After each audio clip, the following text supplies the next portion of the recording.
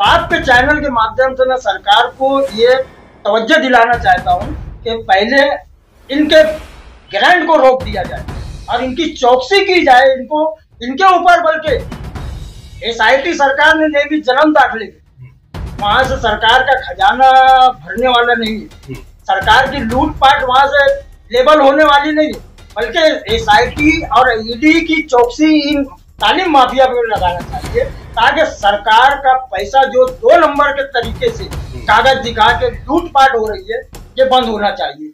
राजनीति, आंदोलन, किसान, करप्शन, गरीबी, इन सभी मुद्दों पर आवाज उठाएगा अब तक न्यूज इंडिया। सत्ता के आगे जब भी सवाल कमजोर पड़ने लग जाए तो सवाल उठाने पड़ते हैं। बोल के लफ्ज आजाद है तेरे, बोल के सच जिंदा है अब तक।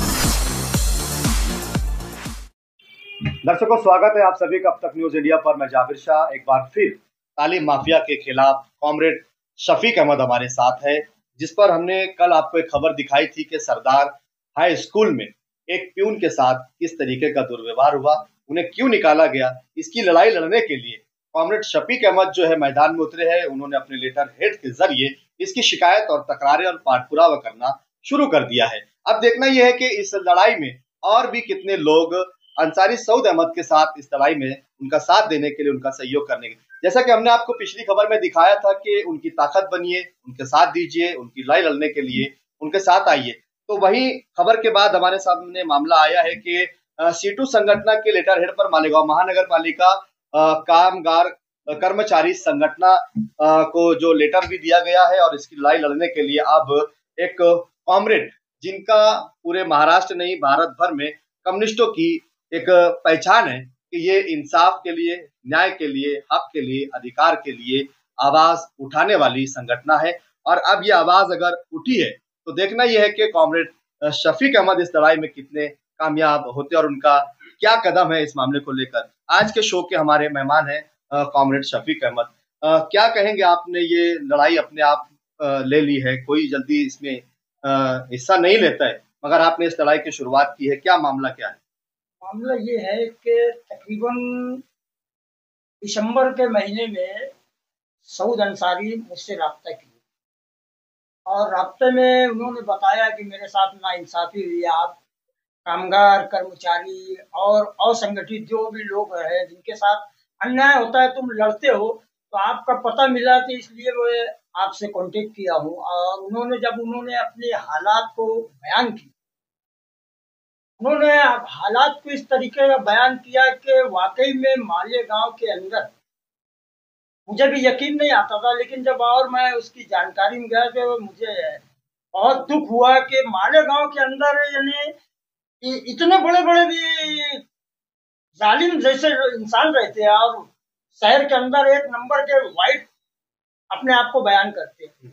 आगे की सब में सब जगह वो दिखते हैं, उनके नाम आते हैं प्रोग्रामों में, सब जगह इज्जत से बाविकार तरीके से उनका नाम लिया जाता, लेकिन दृष्टि वही रहते हैं। हाँ, वो उन्हीं के घर का एक बच्चा जो तकरीबन 11 साल तक का बिला मुआवजा काम किया हो और उसे पल भर में निकाल दिया गया काम से, ये बड़े दुख की बात है। और हम आपको चैनल के माध्यम से मैं बताना चाहता हूँ कि ऐसी लड़ाई लड़ने के लिए हमारा लाल बॉटा CI2, हमारी जितनी संगठन है अलग अलग क्षेत्रों में काम करती है, हम ऐसे लोगों के लिए पूरी गंभीरता के साथ खड़े रहते हैं, उनका साथ देने के लिए, उनको न्याय मिले। तो क्या रणनीतियां मतलब आप बना रहे हैं? आपने लेटर हेड मतलब दी है, तकरार दी है, अब आगे की रणनीति क्या है आपकी? मैंने DYD को यही बताया था, इन्होंने जो मुझको पत्र दिए थे कि इन्होंने जो अब तक का आपको अपनी तकरार में जो बयानी की है उसके ऊपर अब तक का क्या कार्रवाई हुई। DYD को दिया, जिला परिषद में दिया और वहां पर जाकर बातचीत भी किया। उन्होंने DYD साहब ने तुरंत तो उस पर चौकसी का आदेश लगाए, लेकिन अभी तक का कोई उसके ऊपर मुझको नहीं दिख रहा है हालचाल। यानी ये लोगों का इतना बड़ा मामला सामने आ रहा है कि संस्था के लोग जो होते हैं, जो भी स्कूल चला रहे हैं, शहर के अंदर बहुत बड़ी बड़ी स्कूल है, ये लोगों का ऊपर कब्जा है अधिकारियों पे। अच्छा, मुझको तो ऐसा लगा कि एक दफे ऐसा लगता है कि मंत्री का उतना कब्जा नहीं है, दबाव जितना इन लोगों का दबाव है। अच्छा। ये लोग सब कागज उल्टा पलटा सब कर लेते हैं और वहां बैठ के रुक जाते हैं।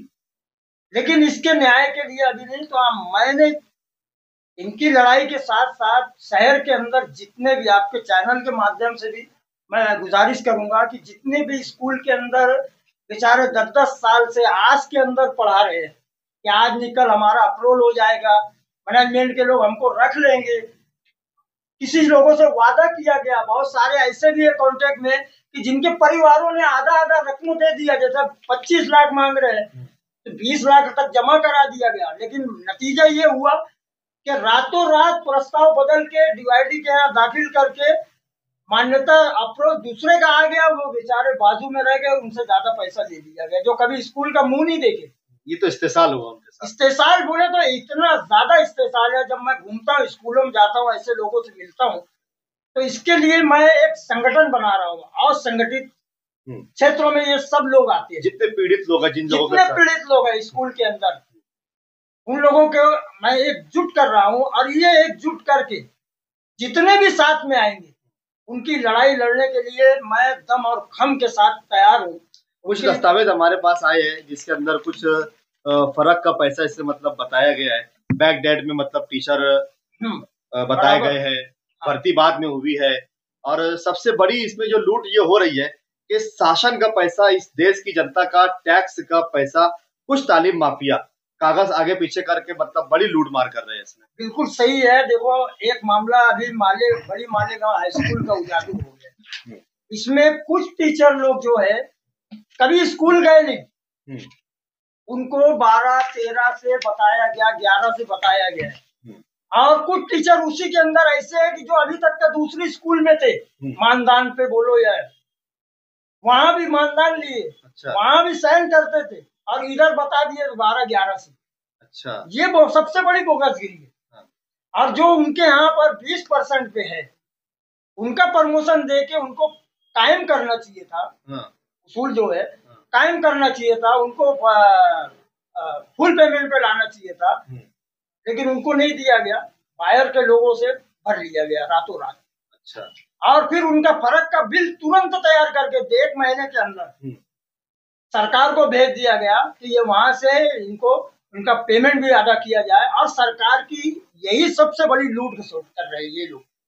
अभी हमारी जानकारी में है कि फर्क बिल का कुछ करोड़ रुपया मतलब बिल जमा हुआ है। हाँ, तो सरकार पहले, मैं आपके चैनल के माध्यम से ये गुजारिश करूंगा कि सरकार का खजाना खाली है, लेकिन सरकार की तरफ एक तरफ ऐसे बोगसगिरी करके सरकार का खजाना लूटने वाले भी बहुत है। तो आपके चैनल के माध्यम से मैं सरकार को ये तवज्जो दिलाना चाहता हूँ कि पहले इनके ग्रांट को रोक दिया जाए और इनकी चौकसी की जाए। इनको इनके ऊपर, बल्कि SIT सरकार ने भी जन्म दाखिले, वहां से सरकार का खजाना भरने वाला नहीं है, सरकार की लूटपाट वहां से लेबल होने वाली नहीं है, बल्कि SIT और ED की चौकसी इन तालीम माफिया पे लगाना चाहिए, ताकि सरकार का पैसा जो 2 नंबर के तरीके से कागज दिखा के लूटपाट हो रही है, ये बंद होना चाहिए। और जो लोग को इन्होंने मानदान पर रखा है, मानदान पर जो लोगों को रखा है, इनका हक इनको मिले,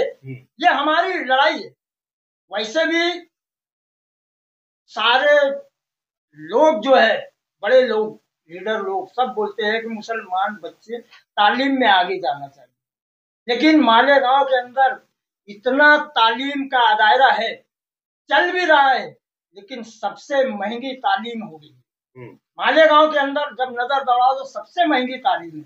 और बेचारा 4000 16 लूम चलाकर कमाने वाला मजदूर और रात भर नंबर लगाता है मेरे बच्चे का एडमिशन हो जाए, कितना पैसा लगता है देता है, इसलिए कि मैं भी मेरे बच्चे को अच्छी तालीम दूं, जो मेरे को भी शहर में इज्जत और विकार रहे, उसके लिए वो मेहनत करते जा रहा है।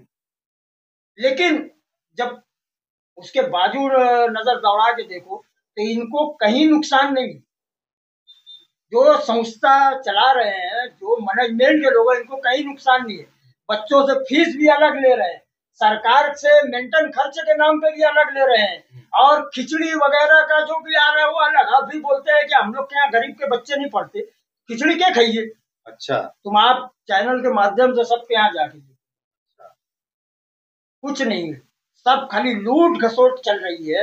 पीछे हमारे प्यारे खान साहब जो अल्पसंख्यक आयोग के चेयरमैन, उन्होंने बहुत अच्छा कई स्कूलों में विजिट किया और बहुत अच्छा शब्द बोला, व्हाइट कॉलर। इसीलिए मैं भी व्हाइट कॉलर बोल रहा हूँ कि ये व्हाइट कॉलर लोग है, ये तालीम माफिया है। मालेगांव शहर में एक बात बहुत आम है कि कम पढ़े लिखे लोग हैं, कम पढ़े लिखे लोग हैं, ज्यादा कुछ पेपर समझते नहीं। अभी एसआईटी की जांच भी चल रही है तो बार बार एक ही बात मतलब आती है कि कम पढ़े लिखे लोग हैं, कागज समझता नहीं है। तो इस शहर में पढ़ाई की ज्यादा जरूरत है, जरूरत ज्यादा है, लेकिन तालीम इतनी महंगी कर दी गई है कि आज भी मतलब ये शहर 20 साल पहले जहाँ खड़ा था वही मतलब दिखाई देता है। आपका सवाल बहुत सही है कि 20 साल पहले नहीं, बल्कि वो जब हैंडलूम चलता था ना, उस दौर में चला जाए आदमी। आजादी के फौरन बाद का जो दौर था ना, उस दौर में चला जाए। क्योंकि अगर तालीम पढ़ेगा, तालीम याफ्ता बन जाएगा, तो यही जो मैनेजमेंट के लोग 100 लूम का कारखाना चला रहे हैं, इनके यहाँ कारीगर कौन मिलेगा? जाहिल रहेगा तो इसके यहाँ जाएगा लूम चलाने के लिए। अभी आपने देखा कि सीटू के माध्यम से पावर लूम मजदूरों के हक के लिए भी हमने आवाज उठाई है। उनको मजदूरी कम मिलती है, जितना लूम वो चलाते हैं, जितनी मेहनत 12 घंटा में करते हैं, उसका उसको बेनिफिट नहीं मिलता है।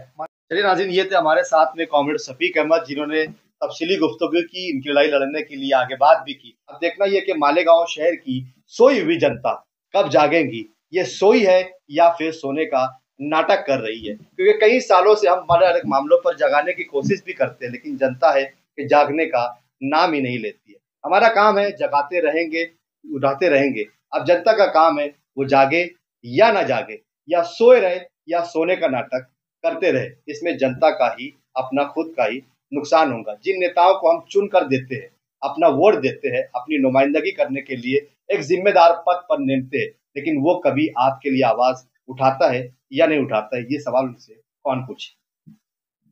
हमने इसके पहले भी कहा कि सबसे बड़ी जिम्मेदारी इस शहर के लीडरान की है कि वो जनता के प्रतिनिधि है, उनको जनता की समस्याओं पर आवाज उठानी चाहिए। लेकिन तालीम माफिया के खिलाफ आज तक किसी भी नेता ने आवाज क्यों नहीं उठाई, ये सबसे बड़ा अहम सवाल है। आवाम को ये सवाल उन नेताओं से भी पूछना चाहिए जिनके लिए इलेक्शन में हम गली गली वोट मांगते हैं, उनका प्रचार करते हैं, उनके लिए दुआएं करते हैं, रोजे रखते हैं और उनकी खुशियों में शामिल होते हैं। लेकिन आपके साथ हो रहे इस जुल्म और नाइंसाफी में क्या वो आपके साथ शामिल है, ये भी सवाल उनसे पूछो। वो उनके लिए, अपने लिए, आपके लिए क्या करेंगे? अगर हम इनसे आज सवाल नहीं पूछेंगे तो कब पूछेंगे? ये वक्त है, इसीलिए हमने एक नारा दिया है, अभी नहीं तो कभी नहीं। आइए फिर मुलाकात होंगी किसी नए मुद्दों पर, नए सवालों के साथ। तब तक के लिए शब्बा खैर, शुभ रात्रि, जय हिंद, जय महाराष्ट्र।